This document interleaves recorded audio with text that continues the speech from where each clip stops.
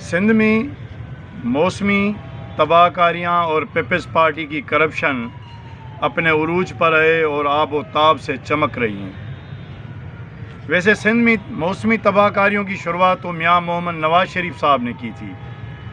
میاں محمد نواز شریف صاحب 92 میں جب وزیر اعظم تھے تو ان کو محسوس ہوا کہ سندھ کے جو جنگلات ہیں سندھو دریا کے دونوں اطراف میں، اگر ان کو کاٹیں گے تو سندھ میں سے ڈاکو راج ختم ہو جائے گا۔ میاں محمد نواز شریف صاحب نے دونوں اطراف جو جنگلات تھے سندھو دریا کے کناروں پر ان کو کٹوا دیا اور جنگلات ختم ہو گئے۔ جنگلات ختم ہو گئے لیکن ڈاکو آج بھی موجود ہیں اور وہ آج کل حکمران بھی ہیں، حکومتوں میں بیٹھے ہوئے ہیں۔ ظاہر ہے وہ جنگلوں سے نکل کر شہروں میں آ گئے۔ تو موسمی تباہ کاریوں کی شروعات جو ہے وہ میاں محمد نواز شریف کے دور سے ہوئی۔ اس میں جو اضافہ ہوا وہ پیپلز پارٹی کے دور میں ہوا، 2008 کے بعد ہوا، دھڑا دھڑ ہوا، شدید ہوا۔ جب سندھ کے نہروں پر، شاخوں پر اور بڑے بڑے میدانی علاقوں میں بہت بڑے جنگلات تھے، پیپلز پارٹی کی گورنمنٹ آتے ہی ان جنگلات کا خاتمہ بڑی تیزی سے ہوتا گیا۔ ان کے لوگوں نے، اور جب کرپشن ایک عروج پر ہوئی اور اس میں جدت آئی، نئے طور طریقے کرپشن کے نکالے گئے تو درختوں کی بہت بڑی نسل کشی ہوئی۔ اتنی بڑی نسل کشی ہوئی کہ آج اگر آپ سندھ میں گھومیں گے تو آپ کو درخت برائے نام نظر آئیں گے۔ آپ نے ویڈیوز دیکھی ہوں گی، پورا سندھ پانی میں ڈوبا ہوا ہے لیکن کہیں پر کوئی درخت نظر نہیں آتا۔ یہ درخت جو ہے یہ شیلٹر ہوتا ہے پانی کو، سیلاب کو روکنے میں اور ندیوں کے بہاؤ کو اس کو کمزور کرنے میں ان کا بہت بڑا ہاتھ ہوتا ہے۔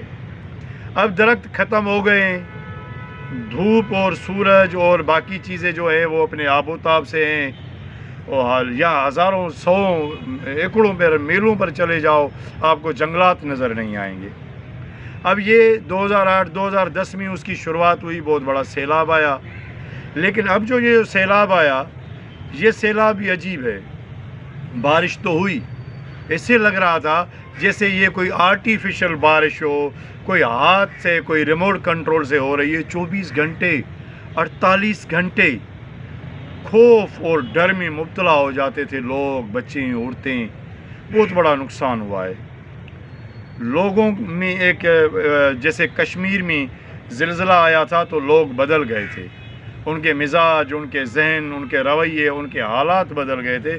سندھ میں بھی اسی طرح ہو رہا ہے، لیکن نہیں بدلے تو انوائرمنٹ نہیں بدلا۔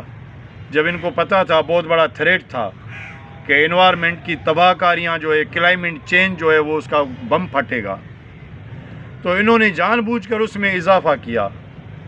انہوں نے شہر کے شہر ڈبوا دیے، شاخیں توڑی، نہریں توڑی، واٹر کورس توڑے، اور پانی ایسے پانی جو ہے نا کہ شہروں میں داخل ہوا کہ اس کا کوئی حساب نہیں ہے۔